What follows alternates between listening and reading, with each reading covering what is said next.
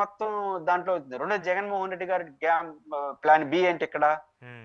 ఇదే అజెండా తీసుకొస్తాడు. హ్మ్. ఎందుకంటే ఇప్పుడు సంక్షేమ పథకాల విషయంలో చంద్రబాబు నాయుడు గారు 2 పథకాలు అమలు చేసి 4 పెండింగ్ ఉంది. అవును.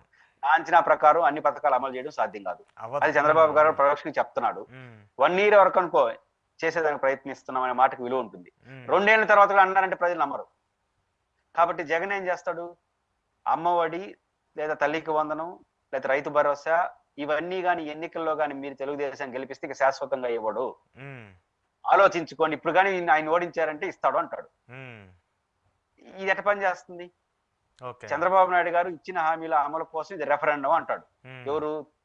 జగన్ గారు. తల్లికి వందనం ఇచ్చారా? ఇవ్వలేదు. నేను ఆ రోజే చెప్పాను. ఇవన్నీ చెప్పుకుంటూ వస్తాడు కథ. అదే ఎలక్షన్ సంబంధించిన అన్నింటినీ పెద్ద ఎత్తున చర్చకుంటూ వస్తాడు. అది ప్రభుత్వానికి ఇరిటేషనే కదా ప్రజల్లో. ప్రతిపక్షానికి ఒక అవకాశం కదా. రెండోది ఎంత కష్టపడి ఓడిపోయినా మళ్ళీ గెలుస్తారని గ్యారంటీ లేదు కదా. కాబట్టి ఈ ప్లాన్ బిని జగన్ గారిని తీసుకెళ్తే రఘురామకృష్ణరాజు గారు ఒక అధ్యాపకుడు లాగా మాట్లాడినాడు. అధ్యాపకుడు క్లాసులో పాఠం చెప్తారు కదా, ఇది రూలు అని. అది నిజమే, అధ్యాపకుడు ఫీల్డ్ లోకి రాడు. ఫీల్డ్ లో పోయేది రఘురామకృష్ణరాజు గారు తెలుగుదేశం. కాబట్టి జగన్ గారికి వచ్చే రిస్క్ జగన్ గారిది, ప్రభుత్వానికి వచ్చే రిస్క్ ప్రభుత్వానికి. ఎవరు ఎంత రిస్క్ తీస్తారు?